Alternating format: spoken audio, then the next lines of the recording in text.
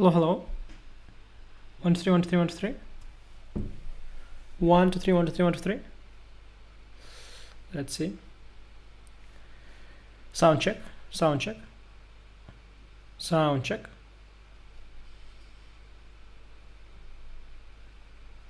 Whew, so many viewers already. Jeez. Yeah, guys, we have a special guest. I think.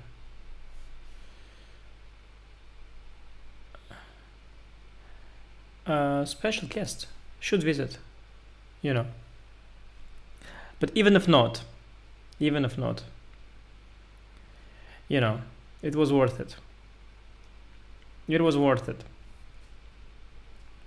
I should adjust the thumbnail, of course. It was a bit too much, but I was just trying to make a joke, guys. It was a joke. The thumbnail is a joke.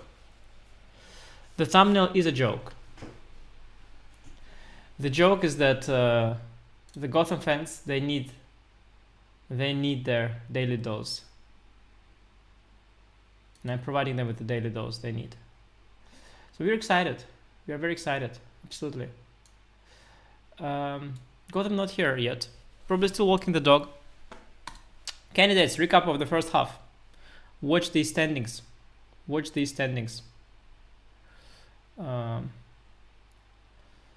still don't see the full thing, huh? I can adjust it. I'm a very tech savvy. Tech savvy? Tech savvy? So look, I can adjust it. Now you see it all. Nice, huh? This is how we roll. Make it a bit smaller. Adjust it like that.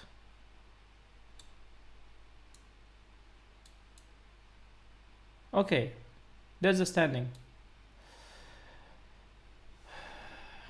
Alireza clothes. Yeah, Alireza's clothes are amazing. It's definitely something. Very special clothing style. However, this competition doesn't give extra points for clothing style. Not yet. Alireza currently quite low in the standing. But his last game is a win. That's the trend. The trend is his friend, but he's still far behind.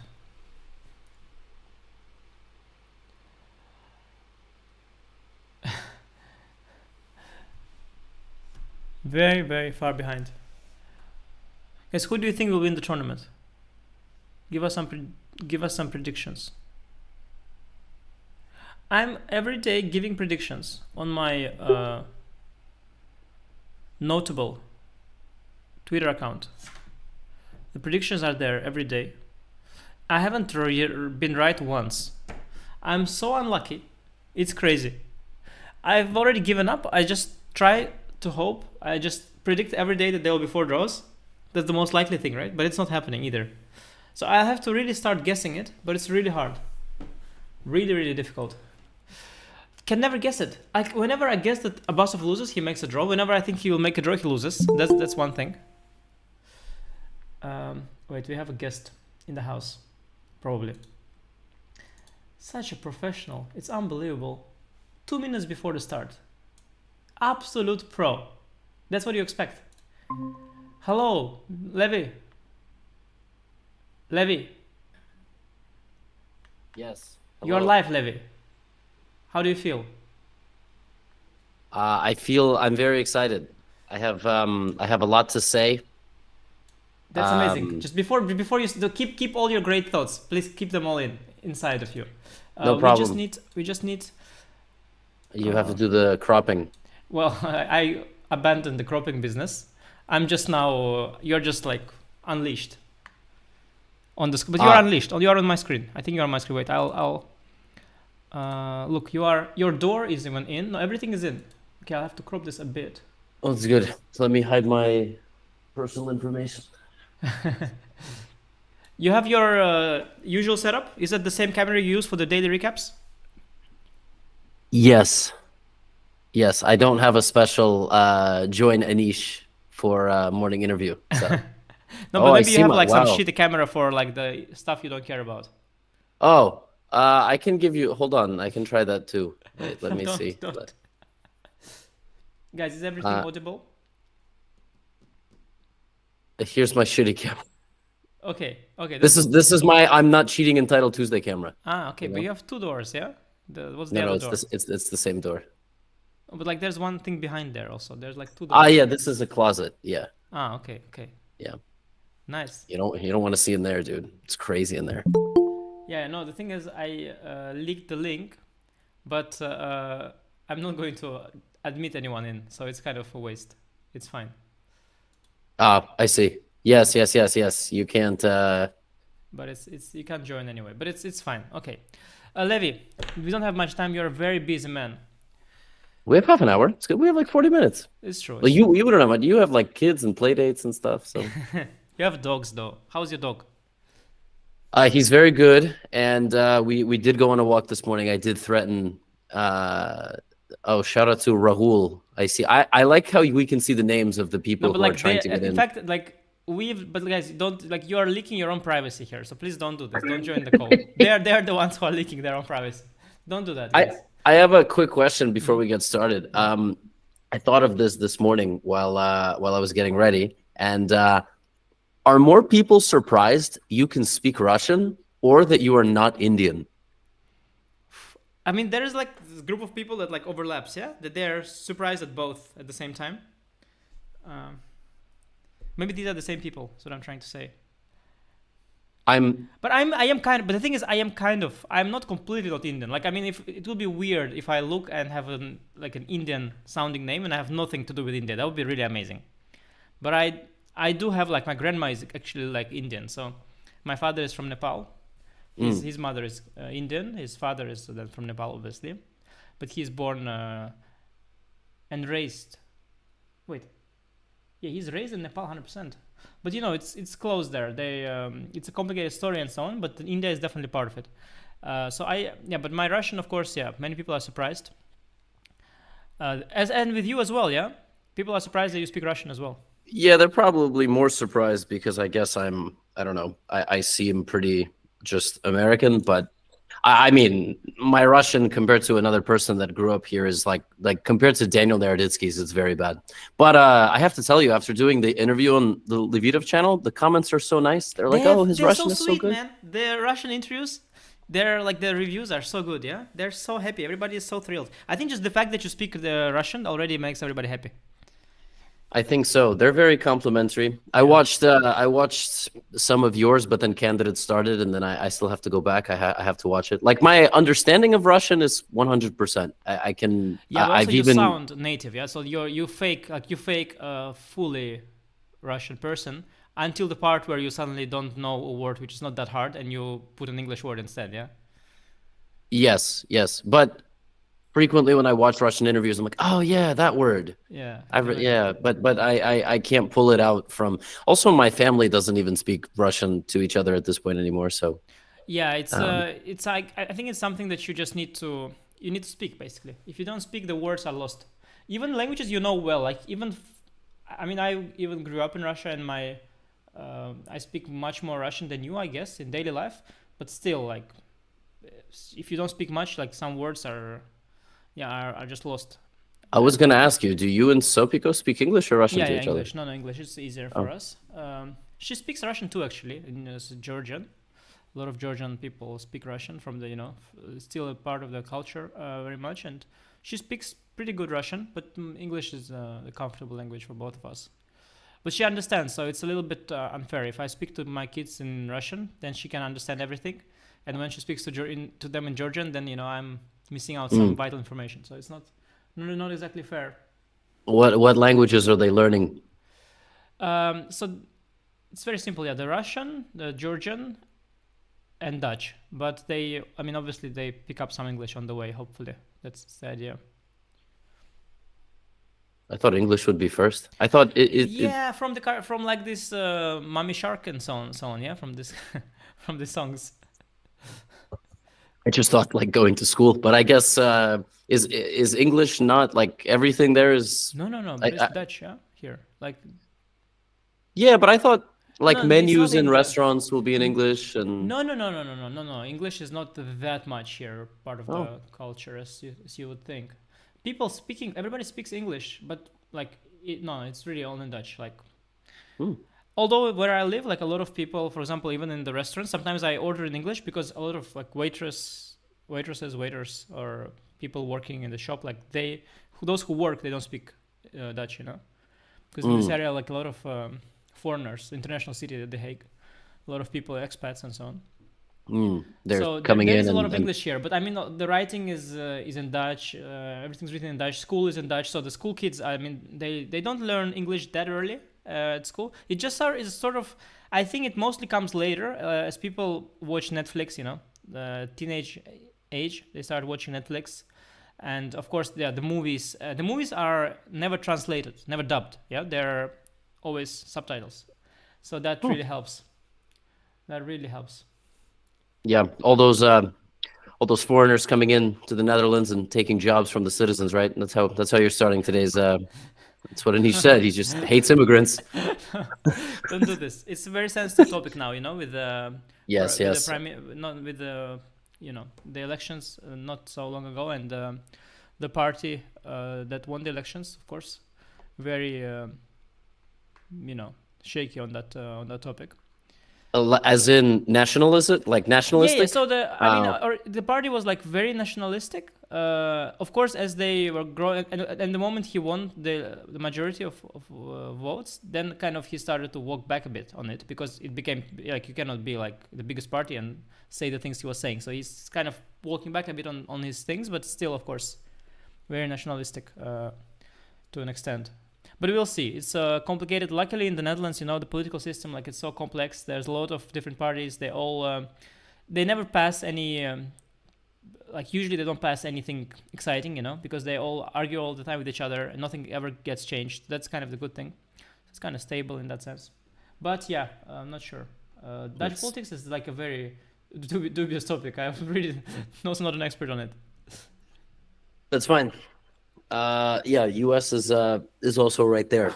Yeah, no, that's Um, definitely, and also you know the U.S. politics is kind of it infiltrates the whole everywhere. Yeah, like here also people talk mhm. about U.S. politics all the time. Yeah, it's in the news all the time and everything. Yeah, we inspire many places, For sure. many places that have democratic government, not unilateral. Yeah, yeah. Now we're Wow, watching. we're looking at we're so sophisticated. We know so much about the world and stuff. That there's an election, yeah, every few years. No, we're caught up with Something it. like that. Yeah. Yes, yes, yes.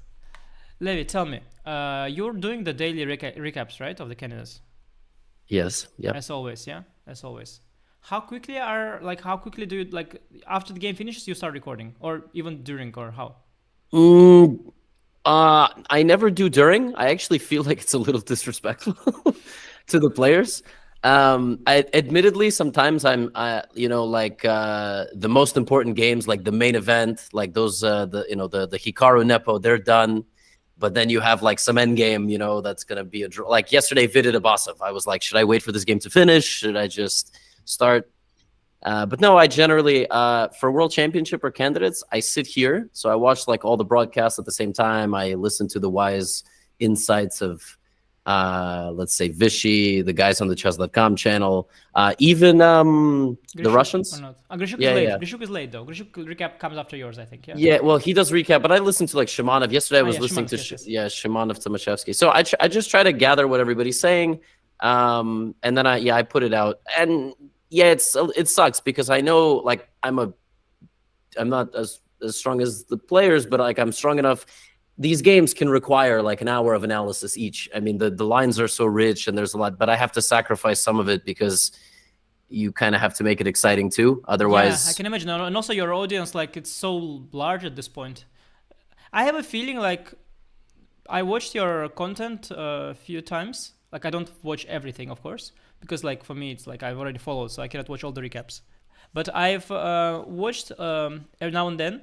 I have a feeling also as your channel grows, your recaps they slightly adapt as well, yeah, to the audience. yeah, probably. I get comments sometimes like you used to be better, blah blah blah. But I really don't think I've changed much No, at no, all. If you not go not back, no, like no, no. Okay, it's always like not better, but I think it was different. I think you used to at some point go more into certain detail in certain variations. Where as the audience is larger now, most of them it will be lost on most of them. So I think I did notice that at least the few Yeah, tests I saw they slightly adapted, but I I think it's try to good. I try mostly to provide context and relevancy. Like, why is a move important? Or, yesterday, like, Hikaru played Rookie 1, Prague went Knight C3, played this like sharp line. So I just want people to come away from the recap, because most of them are below 1200. Like, all of these deep lines really don't mean anything to them. And you know what, my hot take is, the chess fans who are 2000 and can watch, very in-depth recaps like the Danny King recaps, or like even like the Grishuk ones, they also don't understand anything. They just pretend they do. It's like, like, we can watch I can watch a Grishuk recap and he's analyzing in Russian, and I'm understanding all the subtleties and details. I would never be able to remember all of it, but if you're 2000, you also cannot understand 2800 level chess. No, But no, you you there are you you know many steps until that for sure. It's like a ladder. yeah. Yeah, So, yeah. but it's yeah, I enjoy it a lot, and I like these tournaments a lot because I actually also learn, because you see like a bunch of theory, you see a bunch of prep, and actually I was shocked. I don't know if you saw the most recent Grishuk recap, but this line that was in Hikaru and Jan's game, it was he was like, oh yeah, all of this was in my file. Yeah, I heard. No, but it is kind of impressive because I also know the line, and to be fair, like this a5 move is one of the moves. I sort of saw this direction and I didn't go into that direction. I went elsewhere, so I didn't have that line in my file. Even though, like I said, it's sort of the first line. So I don't think everybody had that line, but it was, it's one of the theoretical lines. And the thing is that people nowadays, they have so much in the files because they realize they keep, like Grishuk, for example, he keeps working, like preparing for tournaments year after year after year, and it just adds up, yeah, on top of each other, because the game, like, it's the same position, same lines, so it just adds up and adds up and adds up. And at some point, if you're Grishuk, you've prepared in the 90s, in 2000s, in 2010s, and then you've got this giant knowledge and so much, but at some point a lot of it is already long left your head, yeah, it's just somewhere in the notes somewhere. And it's also very, then it's how relevant is it that he had it in his notes if he didn't remember it, that's also a question. That's true. That's true. What are your impressions so far? Just I wanna like rapid fire just discuss. Did you ever make a tier list of who you thought was like course. likely to win? And No, of course, I'm a big tier list person. But I made a few ones. I made like some joking ones, and also some podcasts. I did some podcasts at New in Chess podcast where I was sort of trying to give my opinion on that. I always mentioned Fabio as the big favorite. Then I mentioned Nepo because of his, the Canada street cred. And I ranked Hikaru lower than other people, because many people put Hikaru on the level with the other two. I ranked him a bit lower. I already confessed to that. I have some sort of like an anti-Hikaru bias because his style is so different to mine, and he's playing so much fast chess, and it's like so hard for me to imagine that you can play so much blitz online, and then show up at a classical tournament and just win it, but I see it happen all the time and again. So like I'm aware of this is my limitation, that it's my bias. So I'm aware of that. So, but I am always I always tend to underestimate Hikaru, is what I'm saying. So I didn't rank Hikaru that highly at the start. And yeah, it was not okay. I said, of course, Alireza can do amazing things, and the others, I said it's hard to expect that they would win. And right now we see that, of course, the Fabi and Nepo are sort of slightly flipped for me, because I had Fabi higher, but now he's behind. You see here on the standing, the Nepo is ahead, Fabi is there. Fabi is behind. Gukesh and Prague are also doing well. I was not sure what to think of that. What do you think? I look, we have to give predictions, right? I like and respect every player, but I said of all the Indians, I thought Prague probably had the best chances. But that doesn't mean, he's going to win the tournament and like one of the others is going to finish last. I mean, the candidates is going to be separated by like 1 or half a point or whatever. But Vidit has played really well. He missed a couple of chances, and those 2 half-point games that he missed against Fabi, and maybe you can call yesterday's a miss, he would be in first place. Yeah, but I think there is logic in there. Like, not to interrupt you, I think with Vidit, he has amazing prep, right? Which is logical. Like, he's opening always being his strength, and he is very motivated. So he has a serious team. He's also very like smart in terms of like making a plan. He's very smart at figuring out the right strategy for each player. So he has a great plan. He executed very well. He has great prep, and then he takes a long time right out of the opening. Mm-hmm. So he's trying to build up on his prep, yeah, and utilize these advantages. So he's basically generating chances like mad. But as a consequence, of course, all this time, it costs him time, and then he's in time trouble. So it is kind of natural from the way he plays that he will have all these chances, and he will not be able to use some of them because he's just slow, you know. So I Sure, feel like yeah. this is this kind of logic in there, you know, that he will. I think as the tournament progresses, it will keep happening that some chances will be missed. Even when his interview yesterday, he mentioned when with Abbasov, he said, okay, he defended well, and he said, I didn't have much time. He realized, you know, that having little time, it's a big problem in this time control. There's no increment, you get very nervous. How much damage will the loss to Firouzja do to Gukesh? Like, is it already a big moment in the career of a young player to recover from such a thing? So hard to say, yeah. Like, it could be like that it breaks his tournament, yeah. Like you can imagine. I think the rest day comes at a very right moment, and you have Yeah. to realize he has good people around him. He's got his coach. There's Vishy somewhere nearby. If need be, you know, they'll ring Vishy. Vishy will come for dinner. He'll tell some nice stories, how, you know, in Pamplona, whatever, in the 90s. I Did don't you see know. that video? There's a Oh, video the like dinner. yeah, yeah, The yeah. dinner. By the way, why was Vidit not in the dinner? Yeah, no, he's a vegetarian. I don't know, but I really don't know. Like I guess the logistic issues. I imagine that they were filming while he was still at some camp, maybe, you know. So some. I think it's a logistical thing. But they had Prague, Gukesh, Vaishali, and Hampi, two girls, Yeah, they had two boys. everybody except Vidit. Yeah, no, but I don't think it's anything personal. I think some logistic issue. And okay, it maintains some symmetry. Two boys, two girls. But I'm sure they would have loved Vidit ahead of the symmetry. But you know, at least there was some symmetry there. But no, of course, Vidit was missed. I actually forgot to finish the video. True, I have to finish it. I started. It's amazing content. So much, Yeah. so much content with Vishy these days, huh?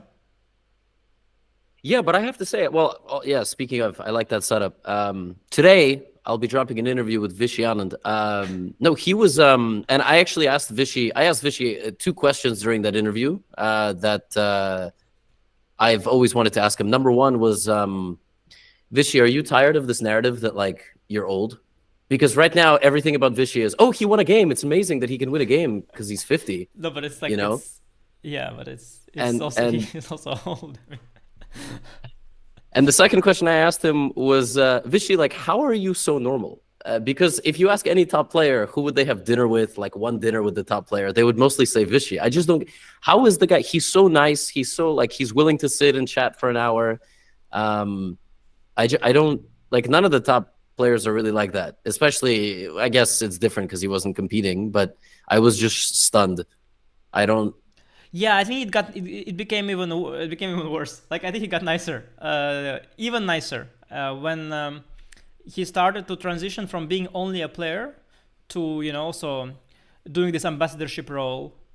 And I think he's a very good-hearted and kind person, and he's also very you know, aware person, right, of what's happening and of his role and his job and everything. So I think as he became an ambassador as well, he got even nicer. Like now he's so nice, it's just incredible. Like it's already too much. Like he's just too nice now. Yeah, I watch his interviews with him. Yeah, he's, you know, he doesn't show any, because before he used to sometimes show frustration with a dumb question. Whenever there would be a dumb question, he would show some frustration.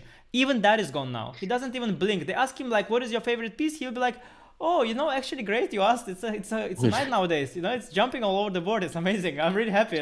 Let's jump together and Dude, I hate like I do like live. You know who ruined this forever? Andrea Botas. I mean, she's ruined many things. Yes. But every fan event, I get how does the night move? Yeah, no, And it's a curse. I don't know how Vishy does it, man. Yeah, I've seen it. Yeah, but I was trying to ask him questions that would be, you know, thought provoking and interesting and whatever. But yeah, I was thinking about what to have for dinner tonight or whatever at the press conference. That was it was iconic. There were some, but yeah, amazing. What was the story with you going to Toronto? It was only for 3 days, I understood, right? yeah. The story was, well, there's I'll give like the 2-minute version. Basically, I've been thinking to go to Toronto for a long time because it's a 1 hour flight and it's the closest I'll ever fly to a candidate before they host it back in Moscow again. And I was excited, but there was no, I don't know, like there was no nobody was inviting me, and there was no media that I could do. So I just was going on. I went on the Vidit channel and I was just talking to him, and I kind of said like, look, no, nobody wants to really do media, blah blah blah. It's a shame. And FIDE reached out and they said, do you want to come? Like, we can try to get you interview slots. So it came together really quickly. I like booked a hotel the same day. I booked a flight the next day. I was working with FIDE to schedule all the players, and I was, and some were hard to schedule. Then the next morning when I got to Toronto, I saw Fabiano and Christian in the gym. I was like, guys, let's do an interview. So it was a big, like 72-hour period there of like working really hard and finding a camera crew, paying and they're them, appearing at different channels, these interviews. That's the idea, right? No, there's not one channel that posts them. Yeah, no, because I couldn't upload like 15 interviews just on my channel. So I'm gonna post some on the second channel. I posted some on the main, like the biggest names like Nepo, Hikaru, Vichy, Fabi. Chess.com, I said, guys, you can take some footage. So for me, it wasn't like, oh, I need to make, I gotta make these interviews. I gotta make the money on the clicks. It's so crazy that I was walking in Toronto with Sagar Shah on the street, and people in Toronto don't know the candidates is happening. Like, and I talked to Emil about this. I did an interview with Emil, CEO of FIDE. I'm telling the audience, you know who Emil is. And I was like, Emil, why was I invited here 5 days before, like 3 days before the start? How can we work together that people actually know this event is happening? They're going to say it's all sold out and good, but it's not sold out because of them.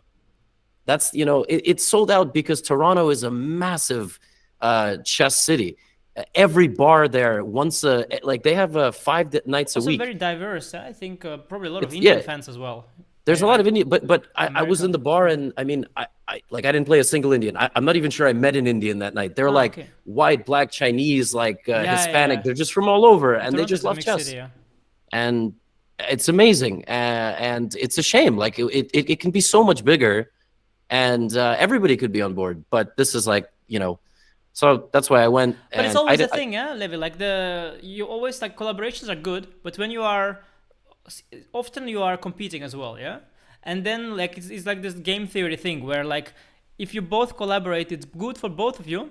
But if one of the two backstabs the other one, he will do better. So like there is, everybody wants to collaborate, but like still there is some, I'm sure like the big chess media, they also are sometimes like, well, they want to have be the only one that have the camera footage. These ones they want to have, to maintain the rights. So, so it's kind of, I'm sure like FIDE also with you, for example, they want to like, because you grow the same game, but they also want to grow their game, and so like it's all a bit not so simple, but good to see that some collabs are happening because these interviews are amazing.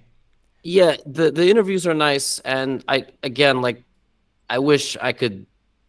Okay, the next time you and I are in the same place, we can also do something for like 30, 40 minutes. I was with Magnus, and it was like 15 minutes, and he had to go. And I want to ask people stuff that I've watched enough interviews in chess to know what has been asked 100 times, and what is not interesting for the fans. So yes, no, I understand. Like chess is very strange because we don't have a permanent structure and format yet. We clearly have like ChessCom, FIDE, they both putting on like massive events.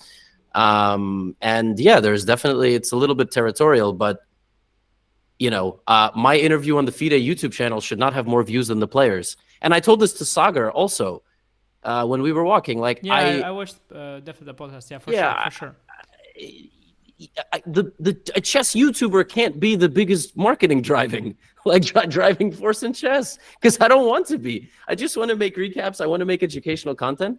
Yeah, but in the future, is, of course, in some way, it's not like your usual kind of sport, where you have like at the very top is like the player, then let's say like they're the team of the player, and you have like a media somewhere on the side. Like here, it's like all all fragmented and all kind of random. You have some players that are huge, like Hikaru, he's got also a huge YouTube following. You've got some players that are like very withdrawn and don't do much media. So it's all kind of random.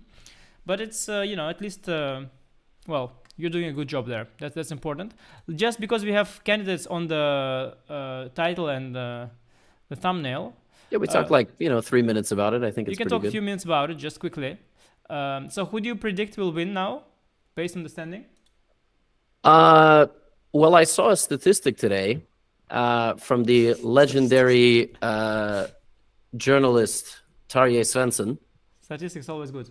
Yeah, and so the person that was leading the last candidates, 2022 Nepo, 2020 was Nepo and MVL, 2018 was Caruana, 2016 was Karyakin and Aronian, 2014 was Anand and Aronian, and 2013 was Carlson and Aronian. Small side detail, crazy Aronian was in the lead in the halfway point of 3 candidates in a row, and he didn't win, but that's obviously a very big story of kind of the last 10 years. Every single person that has led at the halfway point of a candidates has won the candidates. Yeah, but Levon is a special story because Levon, okay, now people know Levon Aronian is one of the top players. At the time, Levon was by far world number 2 behind Carlson. By far. At some point, when Yeah, I was and playing, like, just yeah, entered the top, he was the most difficult opponent for me of all. And he was by far world number 2. Everybody expected him to always win. So he was always that guy who you expect to win, and he was leading. And he would, every time, there would be some sort of a collapse at some point, which became a big story at the time. Like, why is this world number 2, who's like Fabi, but even more dominant than Fabi now? What is happening? Why is he collapsing and doesn't get to the World Championship match with Carlson? That was the story back then. But no, of course, leading is big, but it's a bit of a coincidence as well. I mean, Fabi half point behind, but you think Nepo, yeah, still? I mean, Fabi is very much within the striking distance.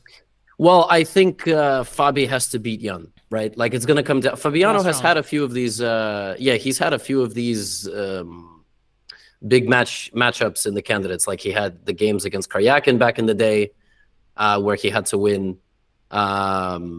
Is Fabi Nepo the round 14? Yes. Wow, the pressure's on, huh? I think that's but okay, right. Let me confirm. I think that's what Fabi Nepo is round 14. Yeah. So if he's within half a point, even a point, right? Even a full point. Also, actually, Fabi, he actually, in some weird way, he has a handicap, like the opposite. He has an advantage, yeah, because he can be 1 point behind and still have a shot with the last game. So that's why he's chill. That's why he's chill with Black against Nepo. He's always within striking distance. He just needs to maintain 1 point. But yeah, I mean, it depends. Like you've played these events, and there's now the tournament's half the tournament is gone. So when you have a 6-horse race, like right now, it's like all separated by 1 point. I'm not including Ali Reza yet, but if he wins another game just out of the blue, then obviously he's gonna get hot. He needs to win 2 more, I think, to really be hot. He's yeah. But well, speaking of, can you give me your perspective on Ali Reza? I never put him as first of all, Grishuk in like the preview of the candidates said that he was, for him like a strong favorite. But I just thought the whole qualification stuff, like, and the dropping rating points the last year, I liked also there was this interview with Ali Reza at the start, the feed interview, official one, not with you, some other one, and it was kind of funny that because they ask everybody about how was it to qualify, yeah. So like they asked Abbas of Yadis how's this World Cup and so on, and then they ask Ali Reza Ali Reza, what was it like at the Syrian Open, yeah, like with all the pressure, and like, okay, I mean, not to take anything away, of course, it was a tremendous achievement to win all the games, but just somehow like Royan Open, like, it's not like a thing, like it's a thing, of course, it's a tournament, but it's not really a thing, you know what I mean? Like we have like Gibraltar, we had Gibraltar Open, this Qatar Open, like there's no such thing as like Royan Open, but like now suddenly it got all the way to the main stage at the candidates, and they're talking about that like open and what looked like some kind of basement with like few games a day, which Alireza is talking like it's so tough, there's few games a day, like it's full with random noobs, and suddenly there is like Alireza and there is Kamsky, Yeah. No, I don't know what Kamsky was doing there and how he ended up there. He wasn't supposed to be there either because there's no prizes. I think there's Alireza with a standing like this, like $200 or what was the price? Like it is so little. Like I don't even think it was 1,000. Really, it was so little. I thought there was some prize money. I didn't realize. Yeah, then little. I don't. Not. I mean, I don't remember the details, but very little prize money. Seriously, well, very little. Maybe there was a prize for Kamsky to come to the tournament and just play. And, yeah, I don't know, but but he Alireza is the biggest star, yeah, of the century almost, right? At some point, he broke through to the top of chess. He was 2,800 at an insanely young age. Did you believe the hype? I started believing it at some point. I was never believing the hype, but when he made it to 2800, I was like, okay, you know what? Like, numbers don't lie, yeah. So I flipped. I started believing the hype. I don't Numbers don't know. lie. Numbers don't lie. Back when there was hybrids, I thought about playing some of these hybrid events that were legal in America, and then like the kids here play the Serbians. Yeah, I heard about yeah. that. No, but Alireza at that time he farmed a European Team Championship for the record, board one, and in the last round for the record he farmed Shahir Mamedjarov, who is like world number 2 for a long time. Now, okay, he's dropped out of top 10, but he's still a top 10 level player. So, I mean, when he beat Mamedjarov, already having gone like, I don't know, like 8 out of 9 or whatever it was, the score, I mean, it looked very good. But it's like very unstable, and a lot of tournaments he plays, he's completely out of shape. Yeah, it looks like so nervy the whole game. Like, his game is very nervy. I think he's a very emotional guy. Also, you see this footage of him playing like Carlsen at a big stage in Blitz. Like, there's this Blitz championship. There's also this Armageddon game with Carlsen where the pieces are falling and he's like nervous and he's playing well, but then time trouble comes and like he panics and he's kind of like this, you know, this wild genius who's a bit nervous, and like this is the kind of impression I have. And so far, the candidates, these collapses are happening to him. But you know, he will remain. Like, next candidates comes, he will again be one of the favorites. He's just there. He played very well in the Grand Chess Tour, which is a close tournament circuit with only the top players. So it's not like the format doesn't suit him. I mean, he can play close tournaments with only top players. He's beating, like in Vaikanze, he's beaten Nepo, many others too. I can't think of all the players right now, but he won a bunch of games there, including one against Nepo, which really was memorable to me. So Alireza is definitely up there, but not in this tournament. Not in this tournament. What do you think about the Hikaru? Hikaru, big story. Hikaru, he made a small comeback. He's gonna make a push for the first place. Yeah, I don't know what the stuff about the Hikaru collapse or whatever. I also evaluated his chances as pretty good, and I do think that with the pressure a little bit off, it's probably when he is flourishing. However, when you go back to the last round of the previous candidates, that was clearly when the pressure was on, and like actually it was well within reach. And I spoke to him about this, and he kind of said the same thing, that he felt like that was it. He was right there. The tournament was over, and he kind of lost a little bit of focus against Dink. He told that to me, and I appreciated that, because I don't think chess players are particularly open about such, like, I mean, that was a failure. I mean, right, like in the final round. So I thought he was really open and honest about that.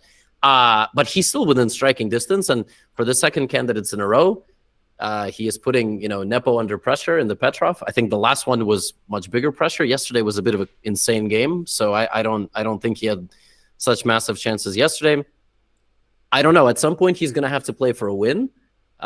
Maybe he'll play for a win tomorrow against Fabi, but maybe he will play for a win with Black. Like, he will again get one of these Indian guys. With White against Fabi, he'll play, of course, for a win. With White, he'll play for a win. Yeah, of course. I just mean, like we saw against Alireza, he also played a pretty, like, I mean, I would say it's an offbeat Italian, or maybe, you know, some cutting edge stuff, but it looked like he was baiting him into a bit of a provocation, and he got what he wanted, and he managed to win, even if it was a little lucky. I mean, a little bit at the end. Alireza made a with nervous Alireza, mistake. like, he clearly, I don't know how much all out he was going from the start, but okay, with Alireza, the thing is, when you play Alireza, you don't have to go all out. You just know that whatever solid opening you play, Alireza will create a fight. You can get chances if you play well against Alireza. He's not one of those guys who plays very timid, against whom you have to play the King's Indians or the Nidors or anything. Against Alireza, you can play the Petrov, you can play the Berlin, you can play, you know, whatever you want, exchange love, but he will always generate some play.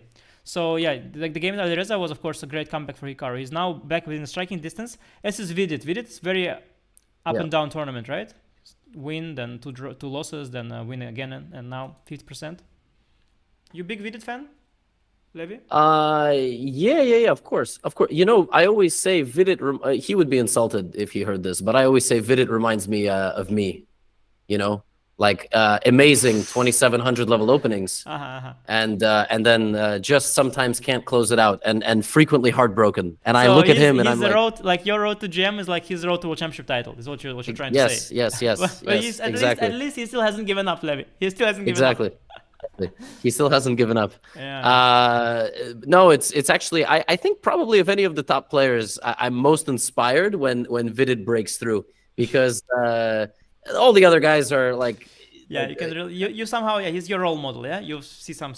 Okay. yeah, because you kind of need it. I look at guys like Fabi, like they've been around, they've played multiple candidates, I they've been get like it. top two, top three. And yeah, Vidit for me, anytime he succeeds, I'm like yes. Yeah, I get it. No, because I understand, because very often you want to relate to someone, and let's say when you watch also the I loved like the interviews with Kasparov. Yeah, there's a series of on Levitov channel, like a giant. It's really inspirational, really nice. But you just don't relate. I mean, the guy just wins everything all the time. Like seriously, like what am I going to draw? What conclusion I'm going to draw? He's like, yeah, so I won 9 tournaments, and then there was one tournament I finished second. Yeah, I thought, okay, I was angry at myself. I was like, and I'm like, I want to relate, but I can't. Like, I can't relate. Like, what am I going to learn from this stuff? Like, it's nice to watch, but it's just some different universe. And there are some players, indeed, who I watch and they succeed, and I watch their interviews, and I can sort of the struggles. Like, let's say Ding, for example, Ding's World Championship, and then he gives the interview, and I he has moments of vulnerability, and I can sort of relate. Like, I can feel like, yeah, maybe I can also like Ding one day, be the hero. But yeah, it's nice. Now, good that you are a Vidit fan. That's very nice. And yeah, I think we covered everyone. The Indian kids, of course, Gukesh and Prague. Yeah, what's up with Prague's openings with Black? Wow, Is he yeah, just is crazy. he like I mean French in the candidates A6 F5 But like French I have is less wicked than A6 F5. A6 F5 is wicked. It's wicked stuff. yeah, of course. I A6 F5 I had two friends who are both like 2300 FIDE. My typical, my boys who are like 27, 28 trying to become grandmasters. And they faced this A6 F5 Spanish in tournaments. They forgot their prep, they got obliterated, like both of them. And right away I was like, I have to learn this because this is like a fantastic opening for Black to catch somebody. And I was just in disbelief when I saw it on the board. And I mean, No, because what? especially like as a professional, like you have these engines, yeah, that you turn on, and then these engines, of course, they are saying like all of this stuff is bad, yeah, all the rare stuff. But as they like reach depth, and you let them run for longer, these engines, the bar, yeah, so called, it starts to go down, yeah, it goes towards Yeah. equal.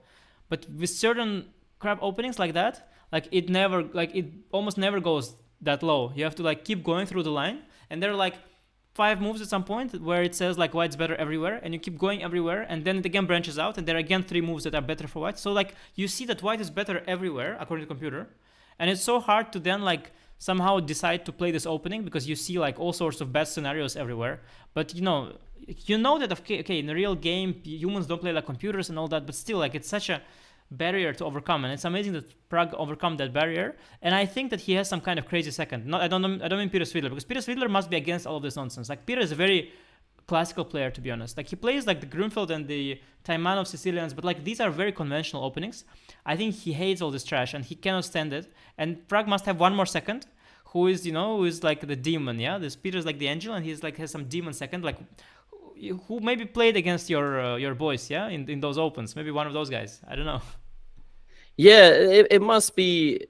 Is that Proc style to get into these huge confrontations with like A6 F5, or is Prague he style? like No, really not. No, that's the thing. Really not. No, I mean Oh wow. he plays the Sicilians, but like until the Prague tournament, he played like this Rosolimo Sicilian, the Svechkov Sicilian, which is like very conventional. He played some open Spanish. He played this weird offbeat Bishop C5 Spanish, but it's so much more solid. The thing is, he has a soft spot for Spanish sidelines. He's got that soft spot. You have these people, it's like it's a cult. Like, they are obsessed with all kinds of weird Spanishes. It's a thing, and he has that. That is his little vulnerability, a soft spot. So maybe that's what it is. Because French is not so like French. To be honest, nowadays, we can make it work with the computer. Like, it's not so bad. Bishop will always be bad, but there's counterplay, this and that. Computer is happy. French Yeah, but is okay.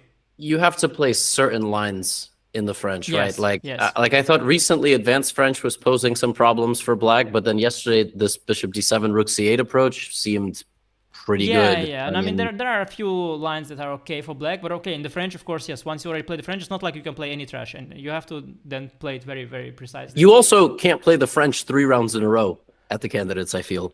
But I don't know, maybe you disagree. I think it is. I think Grishuk did something like that. I think Grishuk played like twice in a row the French, Yeah, right? but now, I mean, now I don't think you The can. thing is, what's Like, the upside? Why? Like, sure. you will have to like because you have to memorize and prepare so much. And the thing is, the French is a surprise weapon usually. So like usually why? Like why would you play it more than? Sometimes you can play it more than once because let's say against like 3 knights c3 you have some kind of line prepared which is not the most main line and you have some surprise value left even though you showed the French, you know, you have surprise value down the line. So maybe, but I doubt Prague will repeat it. Yeah, I think the like from the openings Prague plays, like the most reliable is some kind of open Spanish that seems to be like his main opening for a long time, and the rest is likely, you know, one game kind of one game thing, but hard to say, you know, as the tournament goes on, it's 14 rounds, they have to keep inventing new stuff, new openings with black. I think that's also largely a trend in this tournament.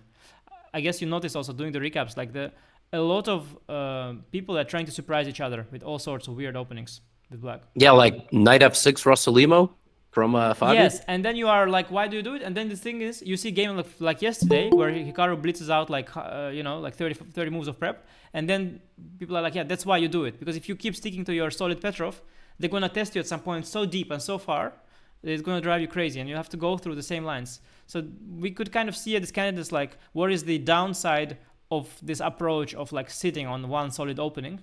Because at some point the prep is just getting, or like let's say this game Nepo against Vidit, where Vidit got hit in the Berlin end game with this night. Berlin like the most solid opening ever, but Vidit still got hit in the opening, you know, because if the opening is good and solid, that's what people will prepare against for the most part. So when you prepare 2 months for the candidates, you can prepare 1 month against the Berlin, you know, and you'll prepare 1 day against the French.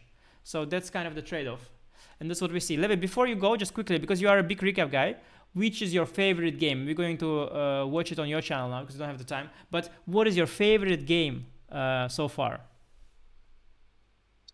My favorite game so far.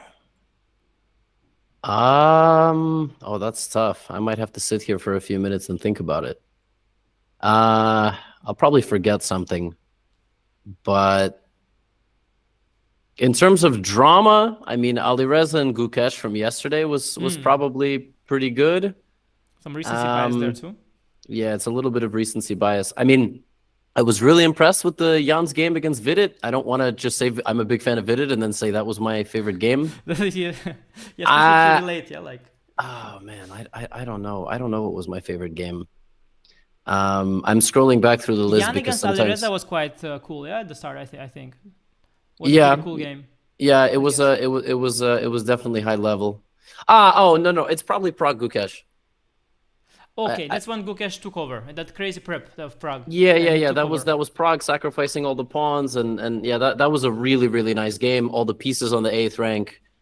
That was probably my favorite. The Hikaru win, it's not. I mean, it came like right at the end, and it was a big result, and but I would say that's probably my favorite game was the back and forth between the Indian guys. But there's been a lot of creativity. I mean, a lot of like I really was impressed with Prague's win against Vidit when he played like the Spanish, and yeah, that must have been also one of the highlights so far for sure.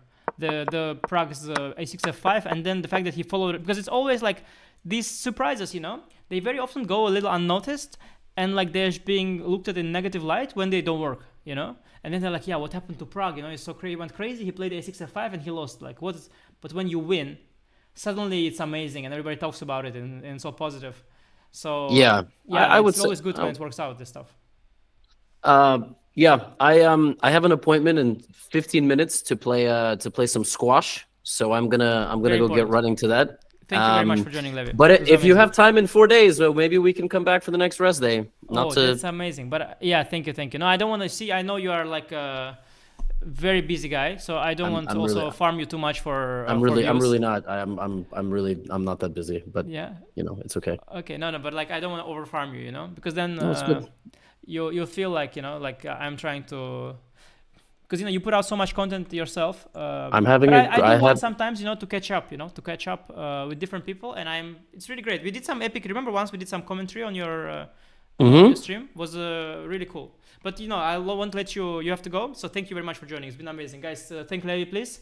Like this stream to show appreciation for Levy's and leave the comments. Yeah. Sub to Anish, get him to 200,000. And Definitely. To show appreciation for Levy, guys. and Vichy interview drops later today. Bye, Anish. Let's do this again on the rest Yes, day. See yes, you. thank you, guys. Definitely watch Levy's interview. No, I'm going to plug Levy's stuff now. Sama is writing, oh man, lovely stream. Was waiting for you guys to discuss the seconds. Oh, Sama. No, guys, it's been amazing. Levy's been treating us to some good stuff. His favorite game is this. Yeah, hard to pick. A lot of good games also. A lot of good games. You know that Prague was prepared all the way to here, and here he forgot his prep from here.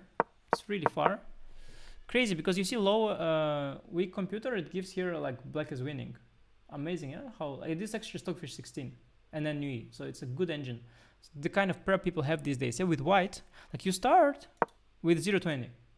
Do you realize like people have looked at the 0.20 at the 0.10 at the 0.0 at the minus, like to how big depth you have to go. Already you go into the minus, and then you go into like e5 is like, because you think that the guy checked this maybe, so you don't play the other moves, which is minus 0.40, but you just go for some e5, which is already like almost lost after fe. And then the computer on the big depth is able to find some kind of sequence here, which is keeping the balance, which is of course normal because black is kind of weird with the knights and so on. The bishop comes out, you collect the pawn with the knight or something. You have some potential, of course, but it's quite crazy. Because if you see the lines that computer gives, it's not like it's pretty for white. I mean, this is not looking amazing. But you have to take these risks because, okay, you know, maybe the guy will not dare to go fe, which is what happened. Maybe he will not go queen d6, he'll go more logical queen d7, and then he'll be hit by bishop h3, king h8, and then already it's not so bad. Yeah, amazing prep here. Very shocking, risky prep. And here he was out of book. Said he should have played rook e1 first. Knight f7 and bishop d4. Yeah, remarkable position here with this little diamond of juicers, but a lot of good games. I saw in the chat somebody mentioned Vidit against Nakamura. Of course, yeah. For the Indian fans, I think it was a very emotional moment. Very emotional moment of the first half, because it was the first victory of the candidates. First round was all draws. It seemed like it might become suddenly a boring affair or something like this, and suddenly, no, not this one. Suddenly, the very first win was that, and it was like, wow, is Vidit going to become world champion now? You know, yeah, this amazing game. Yeah, Hikaru was already on the ropes here. Knockout blow here. Yeah, that's I think because it was the first one, it was also so remarkable. Then Vidit had a lot of things happen to him. He lost 2, then won again. So now the trend is a little bit upwards for Vidit. But again, let's look back again at the standings. These are the standings. Yeah, the reason I had it cropped at the start, because it would otherwise leak this link, and I leaked the link like a noob, like a boomer. Like a boomer, I leaked the link.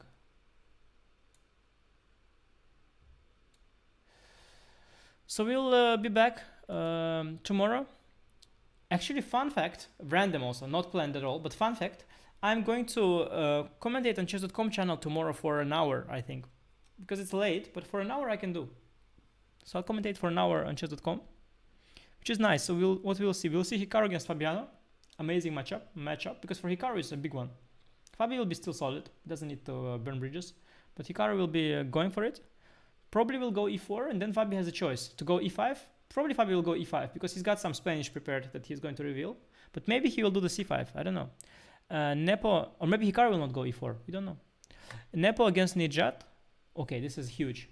Jan is going to try to cement his lead by winning this game. He's going to go for it. 100%.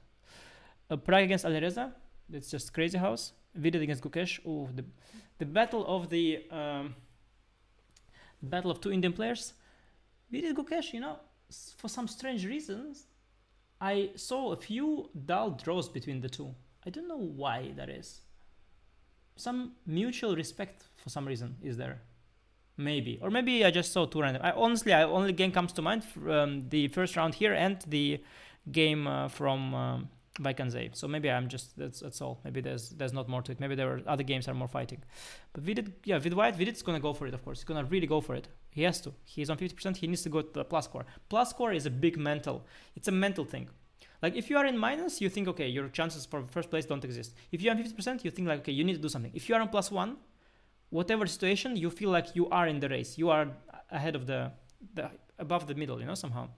So it's the psychological barrier. You need to get to that +1 that Vidit will really try. Okay, guys, it's been amazing. Thank you very much for watching. If you have any questions, please write them in comments. No, I'm really grateful that Levy had made the time. As I told him, I don't want to, make it a thing where I'm just regularly calling him and deflecting him from his amazing work on his own channel. But it's really nice when he shows up. He's so good at he's such a pro also. He did the small talk at the start, and I realized afterwards, of course, when you start a stream, you have to wait a bit for people to come. Such a pro. It didn't even occur to me. Such a professional streamer, content creator. Unbelievable. Also, the way he called 2 minutes before the start. Seriously, 2 minutes, like not earlier, not to waste his time, not later, not to be annoying, just 2 minutes before. And I think just these little details, guys, you shouldn't take them for granted, because I deal with a lot of people. Not many people are like that. Absolute professional of growing the game. Great that he came. He's doing amazing work. He did incredible in-depth interviews that are uploaded. I see them on different channels, to be honest, but mostly his, I hope for him, but I see them also on Vidit channel. I see them on chess.com channel. A lot of videos, high quality also. People sit down, they open up. They're all happy that Levy is there. And he does, of course, the daily recaps. And fun fact, whenever I watch chess video, any chess video I watch, so if you have that thing where YouTube automatically queues up the next video, so there is the rule of 3. Any chess video that you watch, within the next 3 videos is going to be Levy's. Usually the next one. But 3 for sure. Like, you watch some kind of random chess video, then comes another random chess video, and then comes another, and then comes Levy. Like, every chess video in the YouTube algorithm, if it continues automatic suggestion, it will end up on the Levy's channel. He's just absolute king of chess YouTube. And whenever these videos begin, because sometimes I have them on my TV, usually what happens is I watch live coverage, tournament ends, I forget to switch it off, it keeps running, so the tournament finishes, the coverage ends, a random video starts, usually it's Levy. And then I'm just drinking my tea, doing my thing, but any random video, whatever it is, doesn't matter the topic, I start watching and it's just really good. Like, I don't care, the stuff doesn't interest me. I absolutely don't care what are the elo of these players, for example. I don't care. I don't want to guess their elo, but then it's just so incredibly engaging. So I'm a big fan of Levy's content. Great that he joined us. I hope you are happy.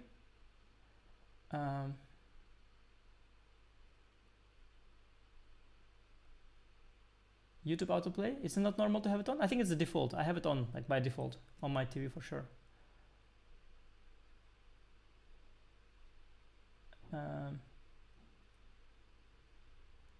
Anyway, chat, thank you for joining us. It's been great fun. And next up, I think probably, I don't imagine I will dare asking Levy on the next rest day. It's just, I don't think I dare, to be honest. But probably we will recap the whole tournament. I would like to do that with somebody. We should do that for sure. But next queued up for us is the Title Tuesday, no? Let me check my calendar just to make sure I don't do anything weird on Tuesday. Next Tuesday is free, guys. I'm going to do a Title Tuesday stream next Tuesday, as always. We're doing good on Title Tuesday streams. We did 6 streams already. I won one Title Tuesday, shockingly. But the last one I also did not so bad. I finished the 5th. I'm very proud of that. Even more proud of the 5th than of the 1st. Because 1st place, usually you're just madly lucky. But when you finish 5th, it's a sign of true class. 69,000 views, by the way, on the last Title Tuesday. Yeah, some ad revenue is there. A little bit of money. It's nice. Very little, I must say, but still nice. So yeah, but we're playing Tile Tuesday for pleasure, not for money. It's just amazing. We love chess. We play chess for fun. So that's why we do it. Guys, thank you. Subscribe to the channel. Let me check the follower count, because we're supposed to cross 200,000 at some point. Oh, we are actually close. 199,398 subscribers. Very close. In fact, if all the people who watch the stream now and are not subscribed, if they would all subscribe, we would cross it right now. We would cross it right now, to be honest. But yeah, you guys are just not doing it. So anyway, we'll cross that. Doesn't matter. We'll eventually cross that. It's not about numbers. It's about having fun. Hope you guys enjoyed the chat with Levy, and see you next time. Till Tuesday. Bye-bye.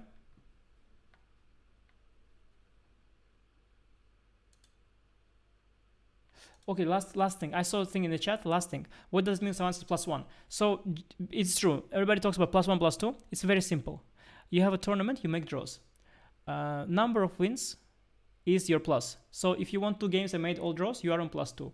If you won 2 games, you lost 1 and made all draws, you're on +1. So it's just what is your score? Like 50% is all draws or equal number of wins to losses. If you won one game more than you lose, then you're on +1. If you lost 2 games more than you won, you're on -2. And that's why people speak like that. And this way, it's easier to keep track, because no matter how many rounds passed, if somebody is on +3, you know he won 3 games more.